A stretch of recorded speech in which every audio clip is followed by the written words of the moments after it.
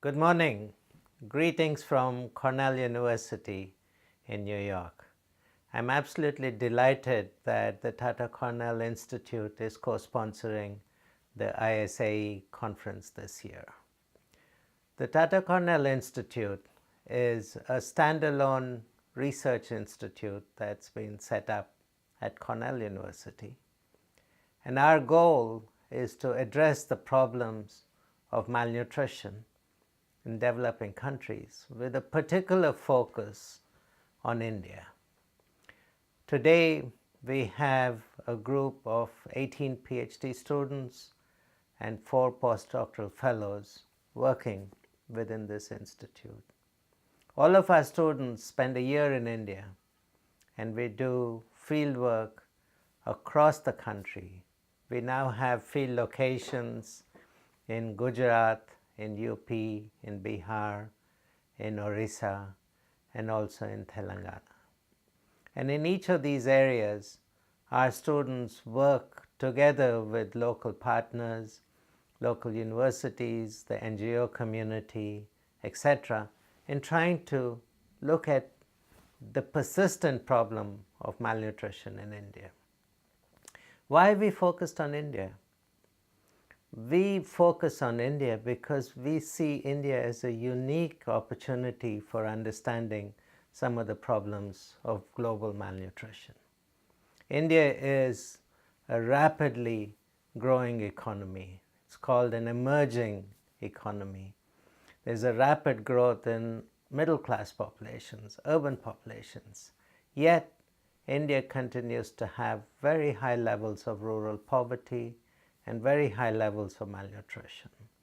The TCI research program in India is focused on identifying ways in which we can diversify the food system, to make the food system go beyond our traditional strength that we have in rice and wheat production, to look at ways in which farmers, smallholder farmers, can sustainably and profitably produce fruits, vegetables, livestock products, etc., products that have much higher levels of nutrition and can address these problems of micronutrient malnutrition in India. We're also looking at food safety issues, ways in which we can address problems such as mycotoxin and aflatoxin risks that are emerging as big problems in India. As we look at the problem of malnutrition, we're looking at it both from an undernutrition point of view, but we're also looking at it from an overnutrition point of view.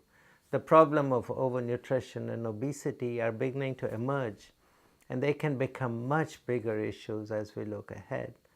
And looking at food systems as a way in which we can improve access to better food in order to address this problem of overnutrition is something that we are also looking at very closely within our research program.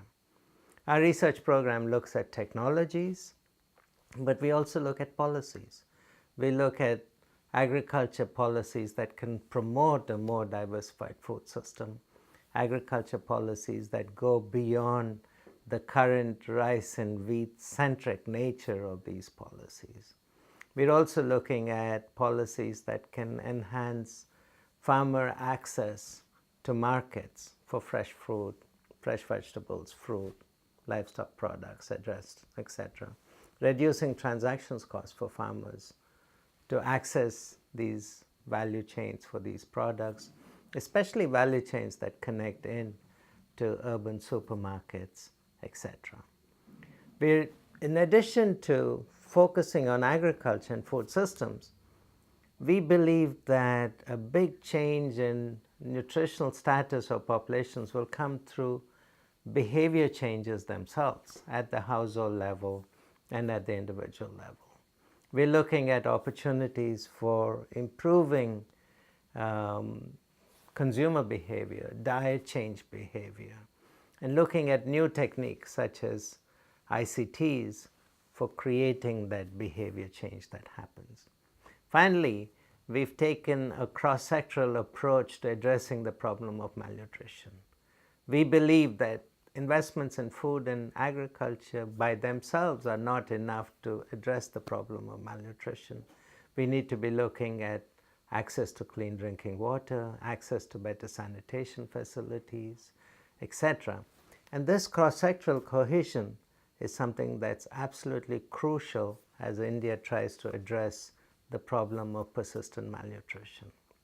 So we have a wide-ranging program that we are working in India with, and we look forward to collaborations. We look forward to collaborations with universities, with research institutes, with the NGO community in India, and we are particularly interested in building a collaboration with the Indian Society of Agricultural Economics.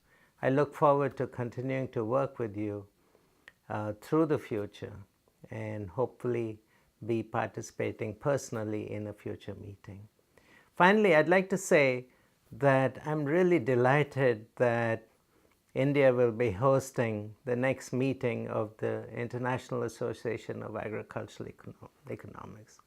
As a past president of that association, I'm really happy that India has been chosen as the host for the next meeting, and I look forward to working with the local organizing committee, with Professor P.K. Joshi, Professor Mahendra Dev, and others in the local organizing committee in making this meeting a great success. Thank you very much.